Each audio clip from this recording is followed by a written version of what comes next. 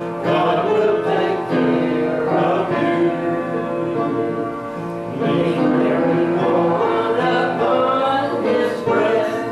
God will take care of you.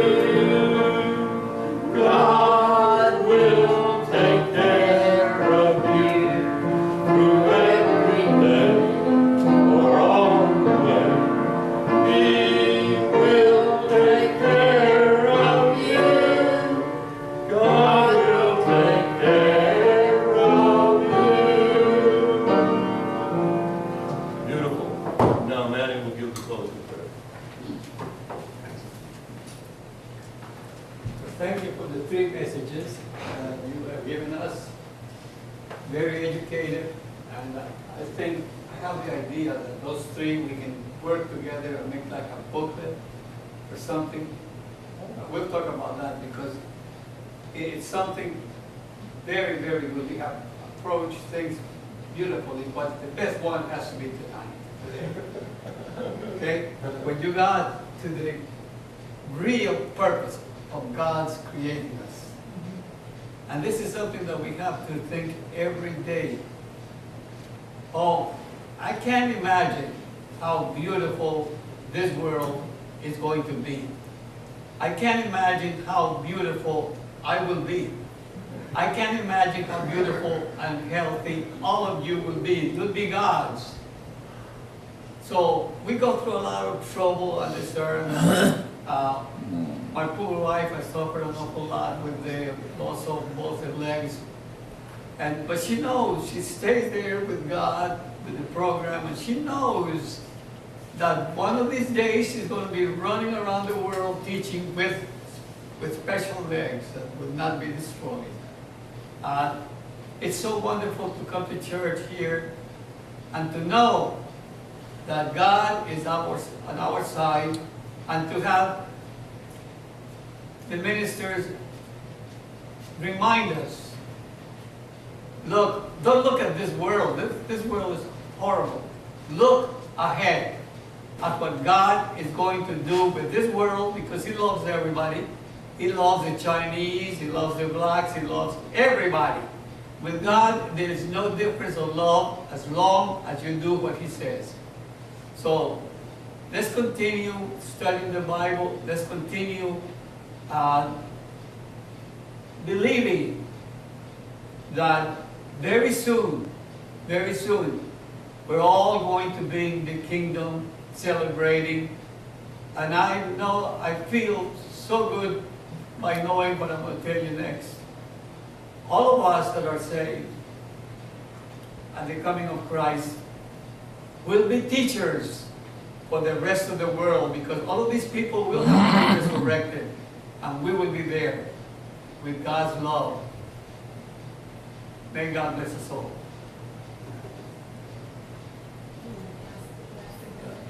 Now, I'll go ahead and ask the blessing of the Father in heaven, Almighty, all powerful God. We just come to you, and once again, we just thank you for this opportunity to be together, to hopefully learn from your word and apply it to our lives. And we ask your blessing now upon the student, bless the fellowship that we'll have. We ask all these things, and ask for the protection that you'll be with us all, as not just our group, but as many of your people who will be traveling today. We ask you to keep protective angels around all of them, bring us safely home. We ask all these things in your Son Jesus' name we pray. Amen.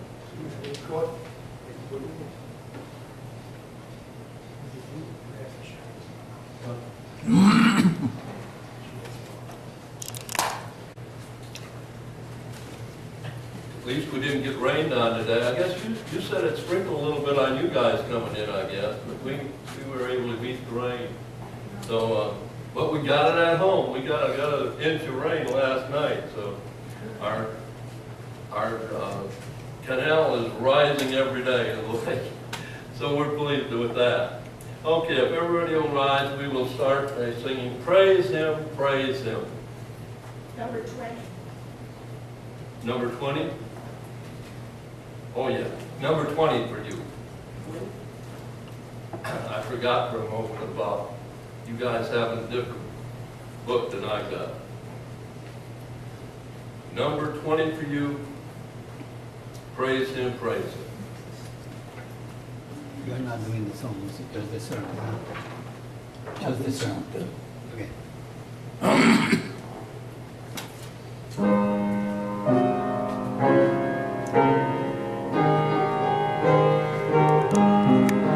Set up here.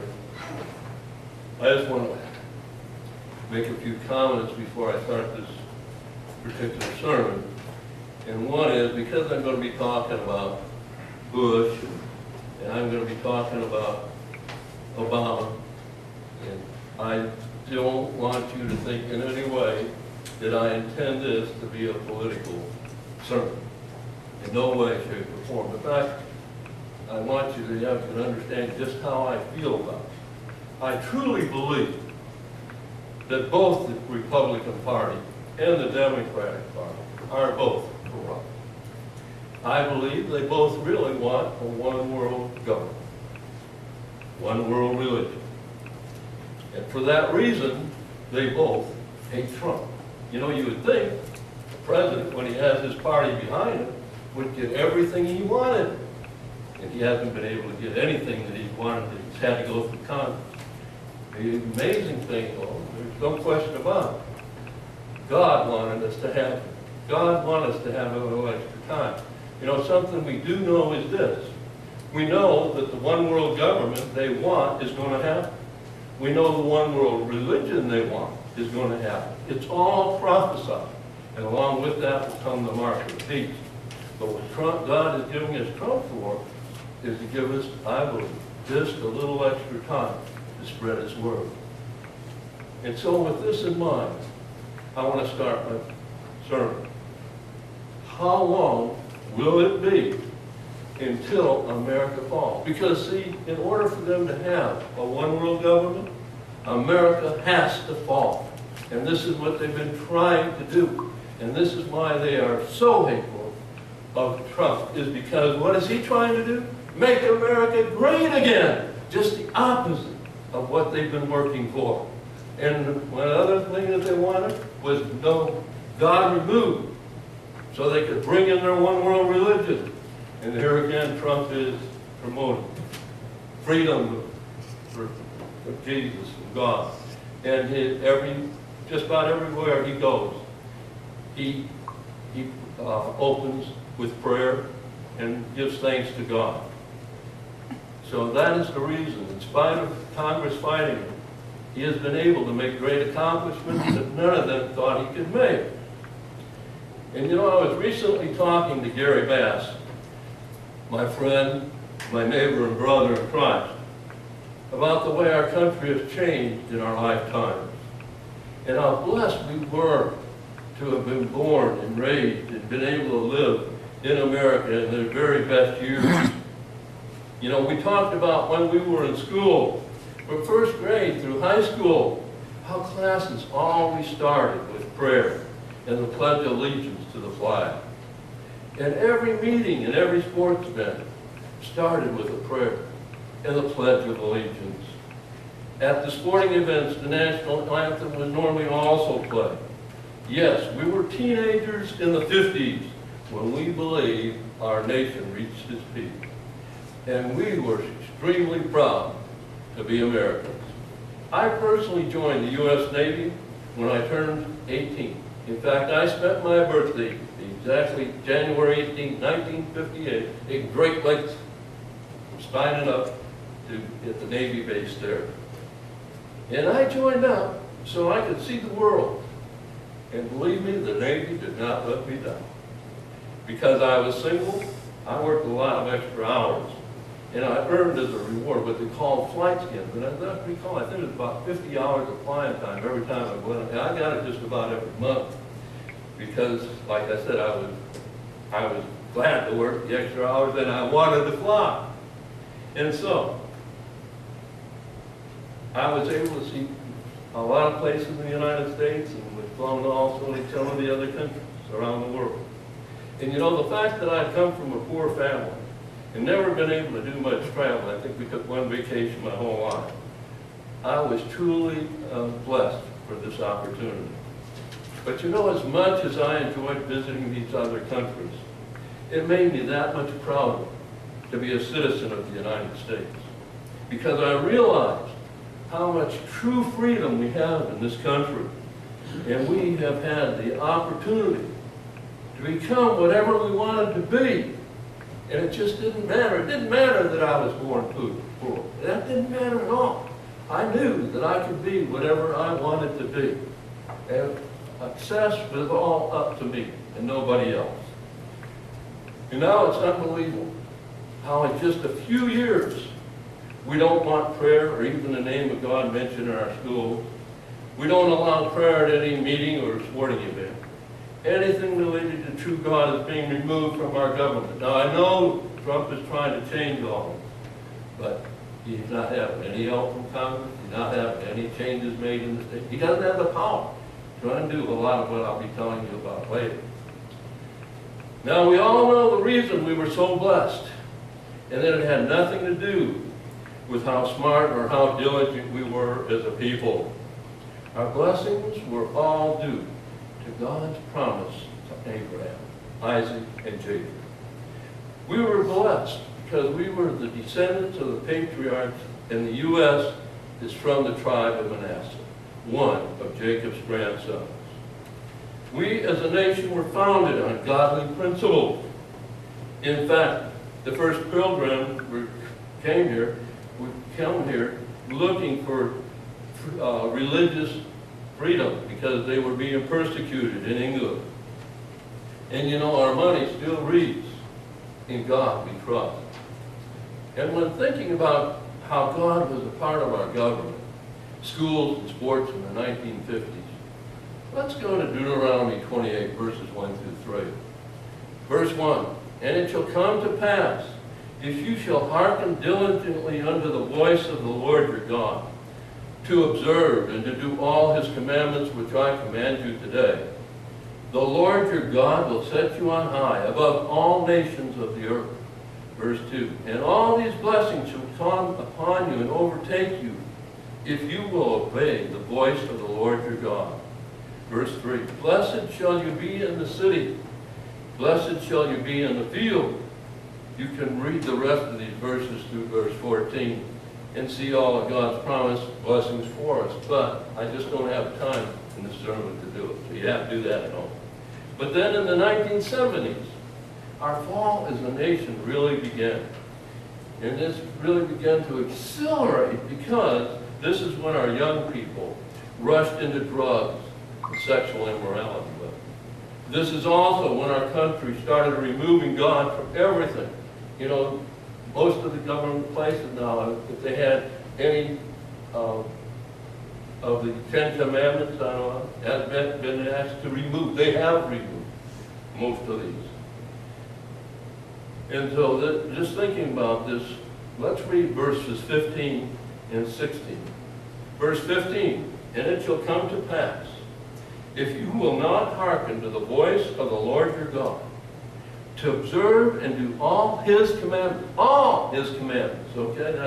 That all is very important. "And his statutes which I command you today, all these curses shall come upon you and overtake you." Verse 16, "Cursed shall you be in the city, and cursed shall you be in the field." Once our nation started removing God, the curses started, and our economy started falling. Remember what happened in 2008? The U.S. economy nearly collapsed because of the pulling out of money from the stock market. However, the question is, who did it? And why was it done?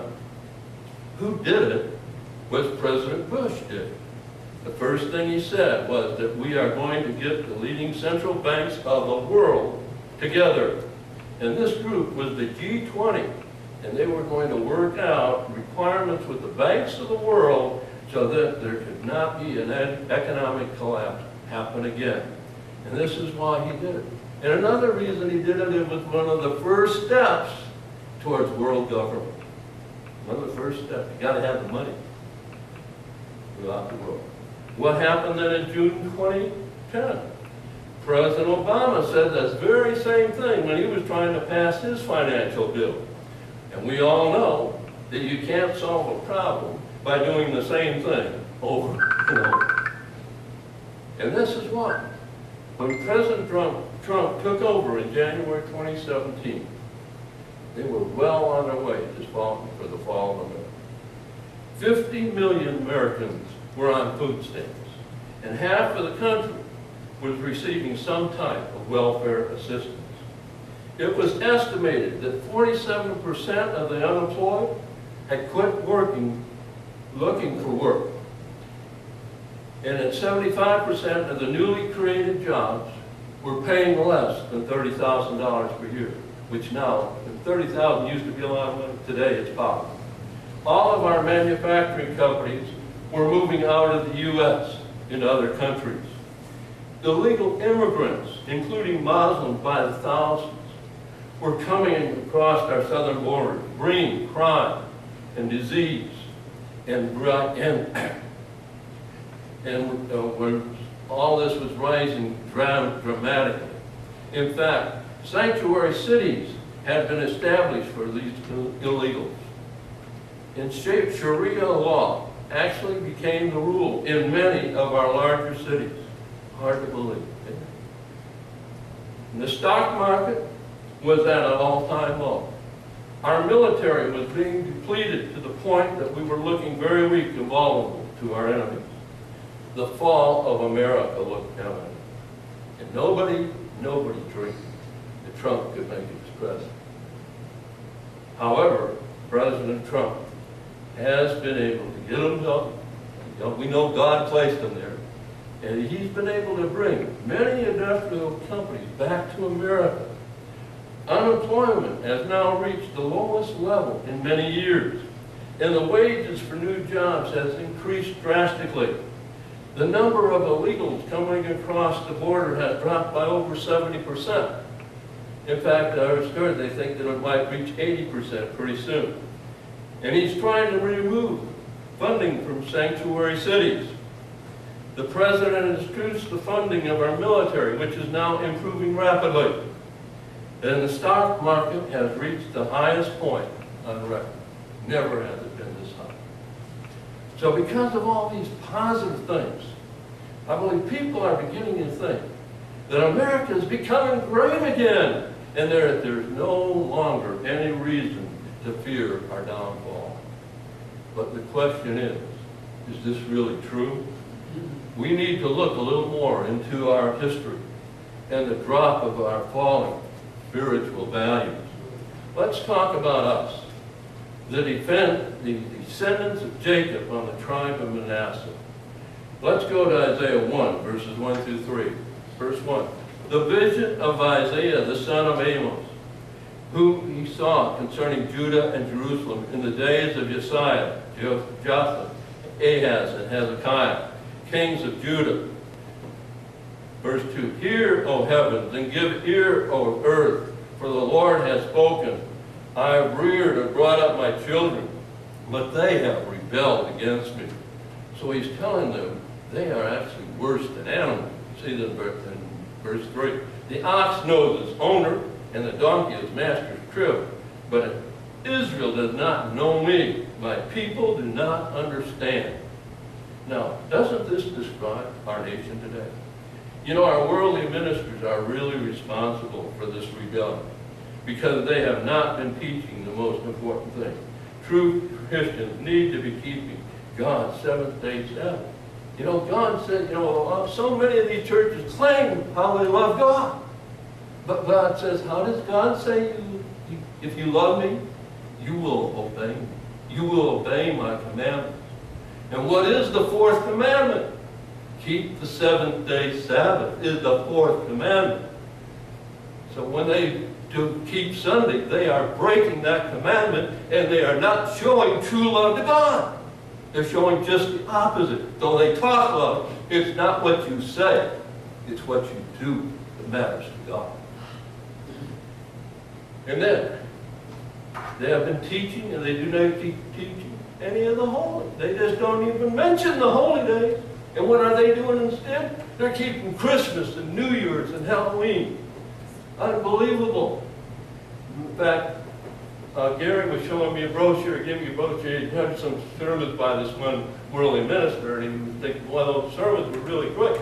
So he gives me this brochure, and I'm looking at it, and he's asking how they're doing such great things for the young. And the first thing we see is they're having a Halloween party, and they're having, celebrating Easter.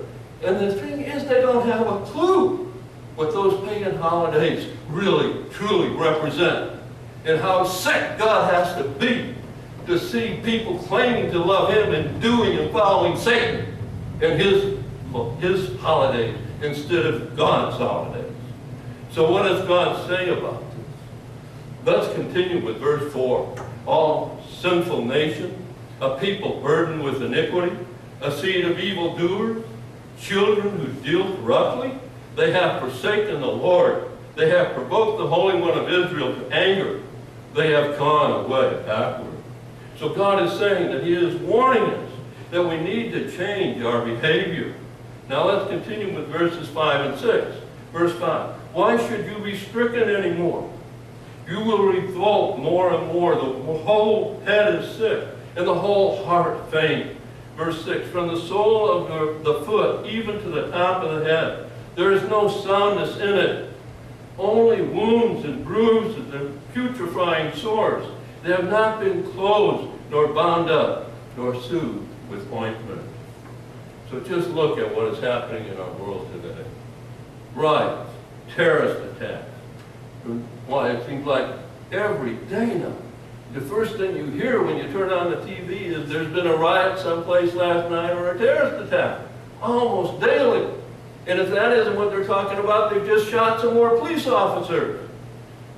And it's hard to believe that this is our country that they're talking about. Think about the drought conditions and fires that we had in California and other parts of the West. And while they were having meanwhile, we're having our hurricanes and flooding in Texas. In fact, Harvey, a Category 4 hurricane, the rain was not measured in inches. The rain was measured in feet. And the damage and destruction that is done is far past any disaster we have ever had in the United States. And you just think now of how many people, not that they've just lost their homes, not that they've just lost everything they had, but their jobs are gone, their businesses are gone. They have no jobs to even look forward to and have nothing. And did you know that most of those people, because where they lived, didn't think they needed any flood insurance? They'd never been flooded before. So they have no insurance. None. Relying totally on the government to have to bail them out and take care of them. And then no hope to go to a job. They need our prayers desperately. And I can't help but wonder, how many people, God's people, might be there.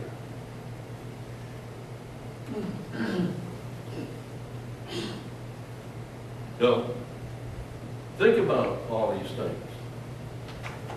And look at our U.S. health problems. And can you imagine now, they don't have any idea of all the health problems that could come out of this flood. These waters are horribly polluted.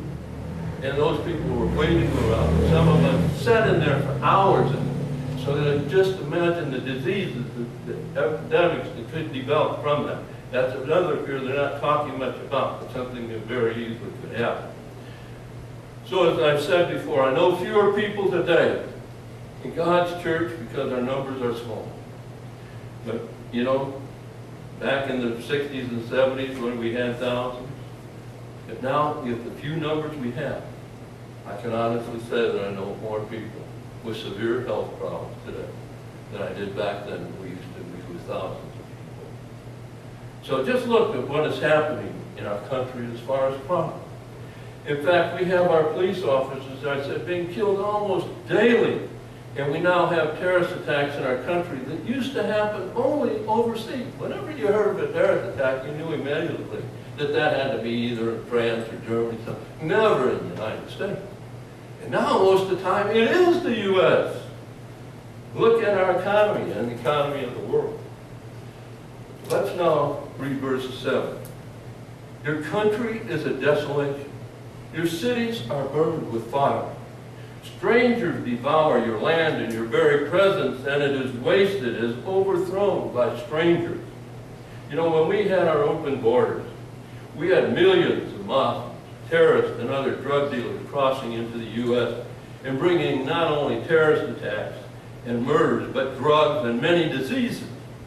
And did you know that we have cities now taken over by the mob and being ruled by Sharia law?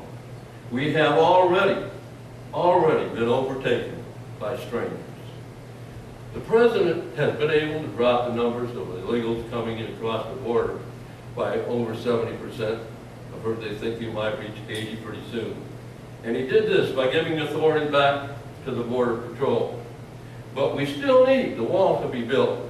However, Congress is fighting against it. Here he has his Republican Congress.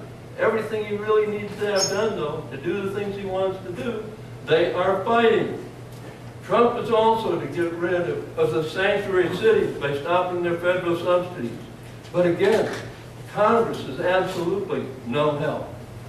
Now let's continue with verses 8 and 9. Verse 8, and the daughter of Zion is left as a booth in a vineyard, like a hut in a garden of cucumbers, like a besieged city.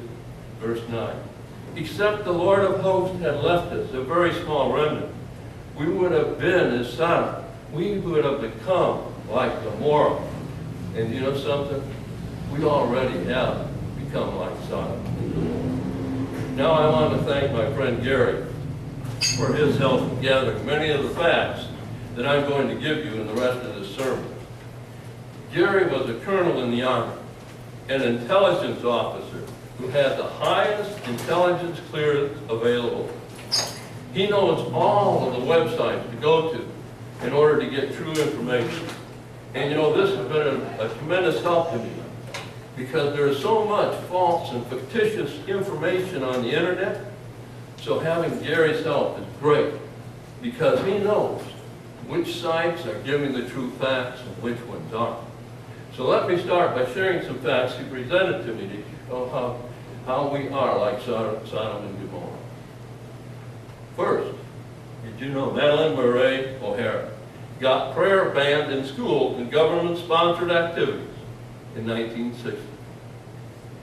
Second, the Supreme Court ruled in Roe versus Wade that it's okay to kill unborn children.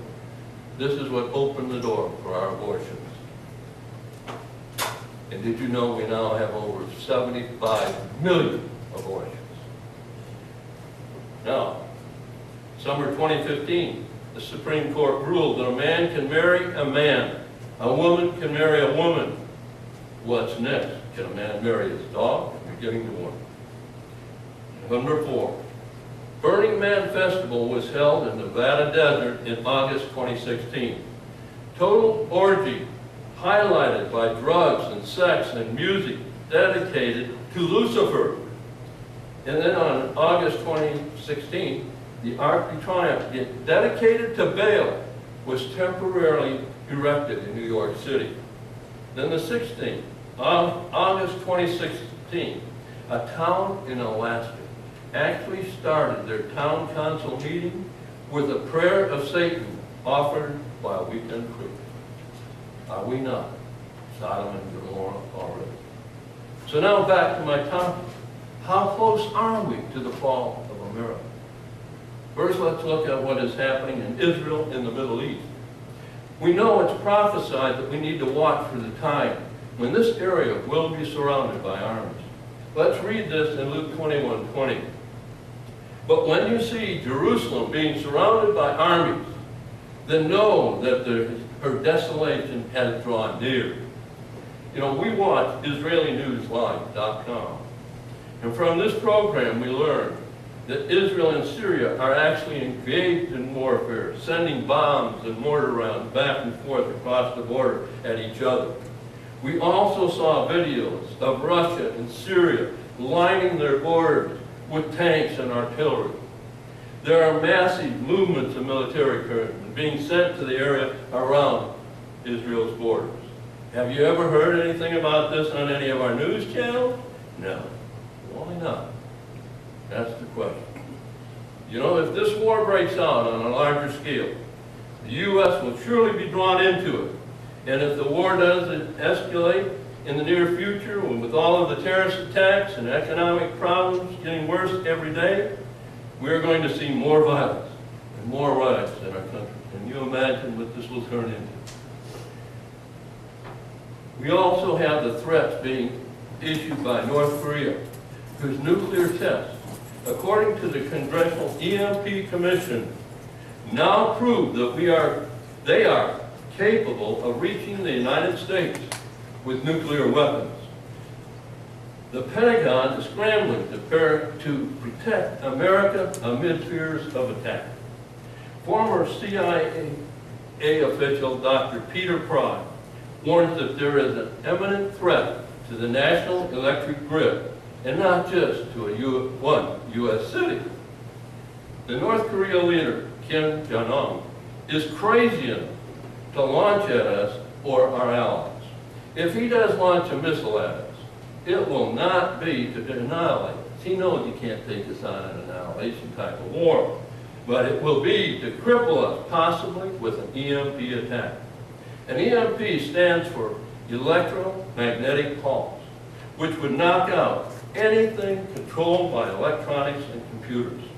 Our aircrafts, vehicles, electric power grids, medical facilities, banking institutions. This would be so devastating, it would immediately turn us into a third world country. Our enemies could cripple our nation in a matter of minutes without having to fire a single shot. They could just sit back and watch us self-destruct. In fact, there's a fantastic book that Gary, my friend, gave me that I read. It's called 1 Second After. And it was actually, the foreword was made by Newt Gingrich. And the men that have backed that book as being factual. It's amazing. But it definitely explains exactly what would happen if we did have an EMP attack. Our Congress, in its vanity, believes that we as a nation are so powerful and our enemies would not dare attack us with an EMP, and as a result are doing nothing to protect us from it. They even refuse to allow the media to warn our people of this possibility. But now President Trump is facing this head-on and is not backing down. It seems like Congress has been fixated on taking more and more away from the people who worked hard to earn it while doing virtually nothing to secure our nation's infrastructure and develop our protection for our people. They're ignored our warnings from experts about this electrical grid vulnerability to physical electromagnetic pulse and cyber attacks by North Korea, Russia, China, even ISIS and other terrorist groups. So we had plenty of time to be ready, but we just didn't do anything. Our political leaders would not do anything to protect us. Our death toll would be staggering. In fact, I don't know if you were able to watch it, but on Fox News the other day, Frank Gaffney, founder of the Center for Security Posture, predicts that should the power go out and stay out for over a year, 9 out of 10 Americans would likely perish. CIA Director Pry says that the attacks on just 9 of the nation's 55,000 electrical substations could result in a nationwide blackout for up to 18 months. These are not, people that don't know what's going on. These are the experts in this field that are making these predictions. So think of it. Planes falling out of the sky, trains, trucks, and cars. Just look at this picture. This could be reality instantly if we have an EMP attack.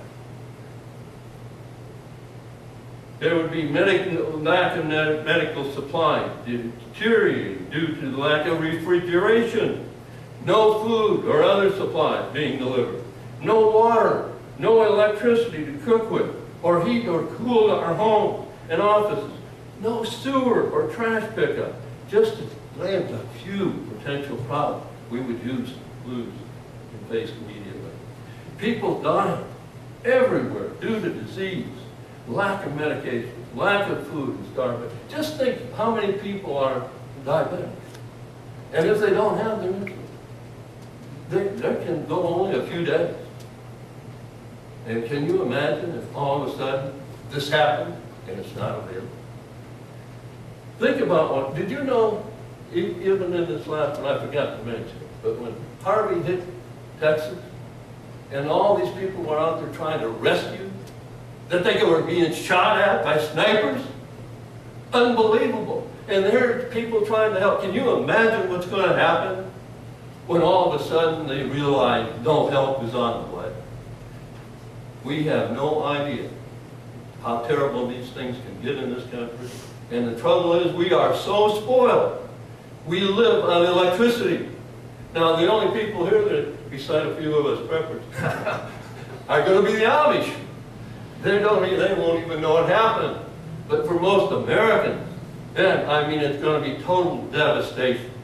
Most of them can't even cook without electricity. Most of them don't even have the utensils. If they do could build a fire, they don't have any utensils that they can use, because you got to use cast iron or some strong steel in order to cook over a wood stove. Most people haven't. Most women don't have any hand thing to help grind their food or blend it in anything. It's available. We have most of it. So it's available out there. Very few people have done that. They think because we're America, we don't have to worry. Nobody's going to bother us. It's scary. And like I said, just think about what happens during severe storms like the hurricane. Rioting occurs almost immediately, even when they know help is on the way. Stores are empty within 3 days. Can you imagine what it will be like to know that there's no help on the way? It will not be safe to leave your home, and you will have to be prepared to protect whatever you have on hand. So even if President Trump does not want to issue martial law, he's going to be forced to. You will have no choice. And did you know martial law goes into effect? Did you know that all of your rights go out the window? Everything that belongs to you becomes the property of the government. That's why you got to be able to defend yourself. FEMA stands for Federal Emergency Management Agency, which is a secret government that has the power and authority that goes well beyond other agencies in our nation. FEMA has the power to suspend laws, to move entire populations, to arrest and detain citizens without a warrant, and can hold them without a trial. It can seize property, food supplies, and transportation systems. It can even suspend the Constitution of the United States. Were you aware of this agency's power? I know I wasn't. I had no idea until I started this study. It is absolutely shocking. When the first concept had been presented, FEMA's original mission was to assure the survivability of the U.S. government in the event of a nuclear attack. Its secondary function was to be a federal coordinating body during times of domestic disaster.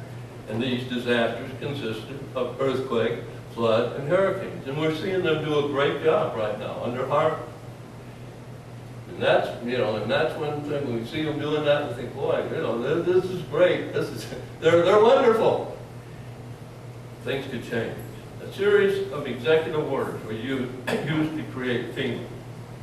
It does not matter whether they are constitutional or not, but it becomes a law simply by being published in the Federal Register. These orders go around Congress. Congress cannot stop. There are over 800 prison camps in the United States, all fully operational and ready to receive prisoners. They are all staffed and even surrounded by full-time guards, but they are all empty. These camps can be operated by FEMA should martial law need to be implemented. And all it would take is the presidential signature on a proclamation and the Attorney General's signature on a warrant to which all names are attached. I don't think we want to be on the Attorney General's list. Just look here. Notice how at that fence, the wires on top go in. They're not designed to keep people out. They're designed to keep people in. And now look at Walmart. This is a closed Walmart store. They're finding out that FEMA's probably betraying their signature on it. And underneath that, they have tunnels going so they can haul things in and out without being recognized. Now, the next thing they have, the Rex 84 program was established on the reasoning that if a mass exodus or illegal aliens crossed the Mexican-U.S. border, they could be quickly rounded up and detained in detention centers by FEMA. Rex 84 allows many military bases to be closed down and to be turned into prisons, and that has already occurred. Operation Cable Splicer and Garden Plot are the two sub-programs which will be implemented once the Rex 84 program is initiated for proper purpose. Garden Plot is the program to control the population. Cable Splicer is the program for an orderly and takeover of the state and local governments by the federal government. And FEMA is the executive arm of the coming police state, and will head up all operations. The presidential executive orders already listed on the Federal Register are also a part of the legal framework for this operation. The camps all have railroad facilities as well as roads leading to and from the detention facilities. Many also have an airport nearby. The majority of the camps can house a population of 20,000 prisoners. However, currently the largest of these facilities is just outside of Fairbanks, Alaska. The facility is a massive mental health compound and can hold approximately 2 million people. So now let's review the actions that could take place if the president has to initiate martial law. I'm only going to share with you the executive orders associated with FEMA that would suspend the Constitution and the Bill of Rights. These executive orders have been on record for nearly 30 years and can be enacted by just a stroke of the president's pen. And you can go on your own computer and look up these executive orders just as I did and print them out. Executive Order 10,990 allows the government to take over all modes of transportation and control of highways and seaports. Executive Order 10995 allows the government to seize and control the communication medium. Executive Order 10997 allows the government to take over all electrical power, gas, petroleum, fuels, and minerals. Executive Order 10998 allows the government to take over all food resources and farms. That's why you got to be ready to protect yourself. Executive Order 11,000 allows the government to mobilize civilians into work brigades under government supervision. Executive Order 1101 allows the government to take over all health, education, and welfare functions. Executive Order 11,002 designates the Postmaster General to operate a national register of all persons. Why do they want to do this? They want to know who you are and where you are of each and every one. Executive Order 1103 allows the government to take over all airports and aircraft, including commercial aircraft. Executive Order 1104 allows the Housing and Finance Authority to relocate community, brand new housing and public funds, designated areas to be abandoned, and establish new locations for populations. Why do you think all those prisons are being opened? Also in another program, because I show all of the burial coffins that they have, millions of them stacked in these same facilities. The Executive Order 1105 allows the government to take over railroads, inland waterways, and public storage facilities. So just because you think you have some stashed away in a public facility, don't think it's yours. Executive Order 11 05 specifies the responsibility of the Office of Emergency Planning and gives authorization to put all executive orders into effect in times of increased international tension and economic or financial crisis, and we have all three right now. All three of these are eminent. Our finances, our economic situation, and our international tensions have never been higher. In fact, Executive Order 11-310 grants authority to the Department of Justice to enforce the plan set out in Executive Order, to institute industrial support, to establish judicial and legislative liaison, to control all aliens, to operate penal prisons and correctional institutions, and to advise and assist the President. Executive Order 11049 assigns emergency preparedness function to federal departments and agencies, consolidating 21 operative executive orders issued over a 15-year period. Executive Order 11921 allows the Federal Emergency Preparedness Agency to develop plans to establish control over the mechanisms of production and distribution of energy sources, wages, salary, credit, and the flow of money in U.S. financial institutions in any undefined national emergency. It also provides that when a state of emergency is declared by the President, this is the thing too, Congress cannot review the action for 6 months. They can do this, and for 6 solid months, Congress can't even say anything about it. The Federal Emergency Management Agency has broad powers in every aspect of our nation.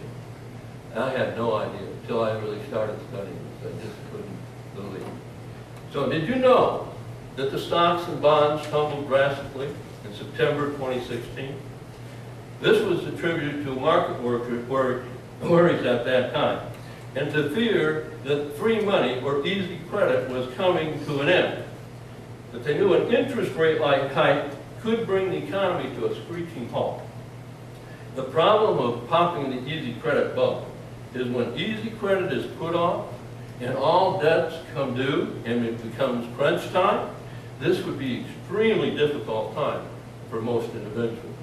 Bankruptcy and default will become actually contagious. In terms of political impact or monitoring policy, according to a spokesman with the Federal Reserve, they didn't want to take a chance of unlatching a downturn that could boost Trump in response. Nevertheless, in monetary terms, it was long, long overdue. So experts believe that if the bubble popped on Obama's watch, it would have hurt Clinton's chances. Clearly, the status quo wanted Hillary for president. Therefore, it is believed that the established leaders put off scheduling the collapse of our economy until after the election. However, whatever the timing is, it is vital that you and your family prepare for the rough times that are coming ahead. Some of the best economic experts now are predicting the financial collapse before the end of this year or early spring. And as I told you at the beginning, my friend Gary, the executive officer, does all my research for me. He knows some of these men. And some of them have never been wrong on a prediction. And some of them are saying that collapse will come. But this is worldwide now, because there's many of the banks in Germany and France are already on the verge of bankruptcy. So, and did you know, and we just were, and Gary told me about this too, but I was watching on the video, talking about they are already removing the dollar. Australia, Germany no longer allows cash. You can't buy anything. When they are, that's coming to us very short. Why? They want to know everything you buy and where you are at all times. And whenever, you know, if I'm buying with cash, I'm going out there and buy things they don't want me to have, like more ammunition or my gun. But if they know exactly what I'm buying, then they can monitor it. Okay. This is all happening right now, folks.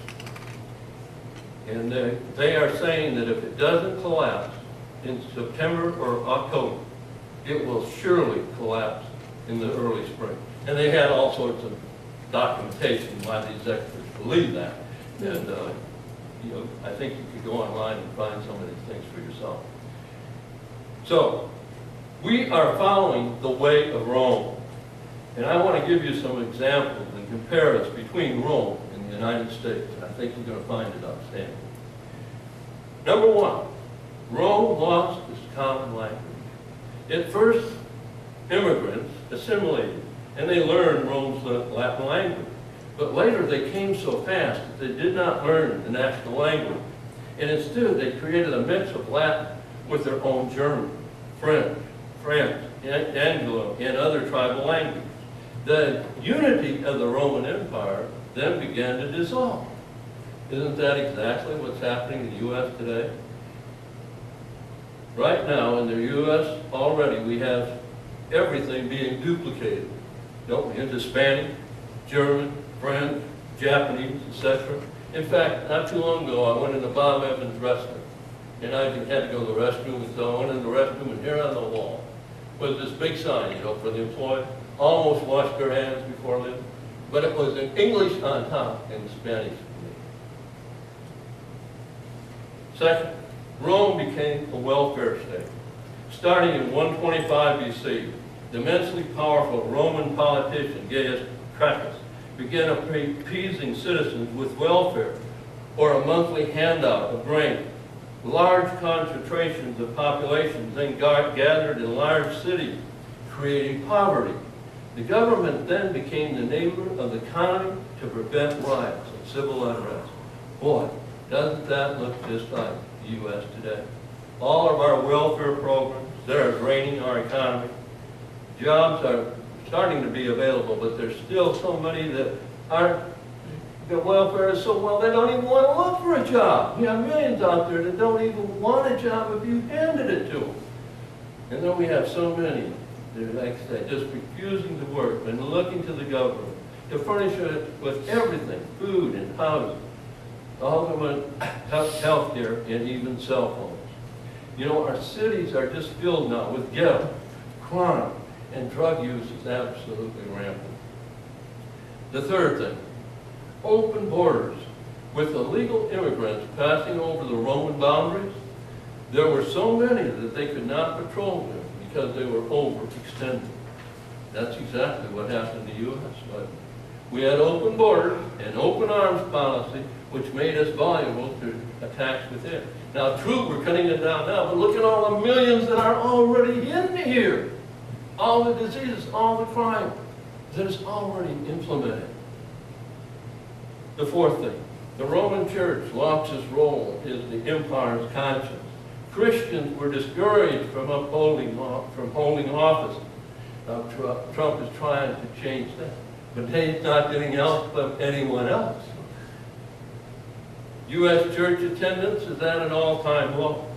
God is being removed from everything. Being a Christian is now looked upon as an undesirable trait. In fact, that's one of the very reasons I feel they hate Trump so much. They can't stand it because he keeps telling us we need to pray, we need to go to God. And every time he says that, they hate him more. The only thing he can say that he hates more than that is he's going to make America great again. But they know if we turn back to God, that's probably exactly what would happen. Rome, the fifth thing, the military defending the empire was cut back to dangerously low ranks, resulting in terrorist attacks from other countries, and patriotism fell. Now let's just think about the U.S. today. Isn't that exactly what was happening? Our own military ranks were no longer looked upon as strong and powerful nation, but weak and undefendable. We were ripe for the takeover by ISIS and other terrorist groups. Our patriotism still has declined rapidly. In fact, every time Trump tries to speak, they have a riot, especially among our youth. President Trump is trying to build up our military, but the question is it too late? Do we have time for him to build it? Sixth thing, Rome, self-promoting and had corrupt politicians that caused the fall.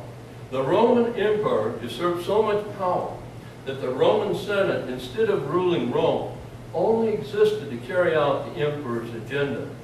The Roman Constitution was ignored. Look at the U.S. today. All we have to do is watch the news or go online to see that the latest thing the president is trying to achieve, like better health care, tax reform, they're all being blocked by Congress. Today the joke is, if a politician's mouth is moving, is he or she lying? Corruption is everywhere. Again, Trump's trying to drain the swamp. They're keeping him so busy he has hardly time to think about draining the swamp. Our Constitution is in danger of being destroyed, and for the most part is already being ignored or disrespected by our leaders. The seventh thing, Rome parenthood came in the form of unwanted children that were sold into slavery or left outside to die. And as I just mentioned a little while ago, abortion is our solution to this unwanted children. And we have killed since 1960 when they were given the right to have their abortion clinic. We have killed over 75 million unborn babies. Rome, high taxes were required to support their large government and building projects for the wealthy, such as bathhouses, coliseums, theaters, etc. The U.S., the middle class is being taxed to death in order to support the welfare programs for the poor. The rich get all of the tax breaks. The president, again, is wanting to change this, but once again, Congress is not doing anything to change it. Rome, the ninth thing. Class warfare became rampant. Only a few wealthy individuals owned large homes or estates, and this caused unrest among the masses. Boy, in the U.S., are we not seeing that now? Becoming more and more envy and distrust between the races and those of the lower economic status. Riots are becoming more and more commonplace. It's almost daily. The 10th thing, Rome. Violent sports in the form of gladiators and chariot races were used to keep the people entertained and in line. In the U.S., all we have to do is watch TV, movies, computer games, sporting events, to see that our entertainment is also becoming more and more violent. In fact, they're finding so many concussions in football, they're trying to ban football. And so it's just unbelievable. And then the 11th thing was wrong. Due to huge spending by the Roman emperor, Rome's debt exploded, causing a devaluation of their monetary system, which in turn caused massive inflation. Inferior metals were mixed with their coins, causing a debasement. Do you know that's exactly what is already happening in the U.S.? We are constantly printing money, which has no gold backing. It's virtually worthless. We've already debased our coins. All of this is due to our government's unchecked spending, which is now coming close to over $20 trillion in debt. And when they talk about that, they don't include the money they need to pay Social Security and all these other programs that they're doing. It's way beyond that. So our national debt is totally out of sight. The 12th thing, due to Rome's decline, it had to outsource most of its agriculture. Grain was grown and imported from Africa to feed the Roman people. In the U.S., we have the same thing. In the past, we have outsourced most of our manufacturing and importing large amounts of fuel and foodstuff. And you go out to buy in a grocery store, it's hard to find anything grown in America. Let alone try to buy something made in America. Trump again trying to change that, but can he do it faster? So isn't this exactly what is happening in our country today? As we read the steps that led to the fall of Rome, the greatest empire of its time, we are following exactly in every step of the way that led to their fall. We are doing the same. Instead of learning the lessons of history and not heeding any of God's warnings, God right at the beginning, you know, He gave us what happens. We turn away from Him, the curses are come. He gave us the warning. As we can see, our nation is already falling at a faster rate than most people realize. The sad part is that most people have no idea what these changes will bring to our country and to their personal lives. Let's go back to Deuteronomy 28:20. The Lord shall send on you cursing, vexation, and rebuke in all that you set your hand to do until you are destroyed, until you perish quickly because of the wickedness of your doings, by which you have forsaken me. Now let's read verses 23 through 25. And your heavens over your head shall be bronze, and the earth that is under you iron. Verse 24, the Lord shall make the rain of your land powder and dust. It shall come down from the heavens upon you until you are destroyed. Verse 25, the Lord shall cause you to be stricken before your enemies.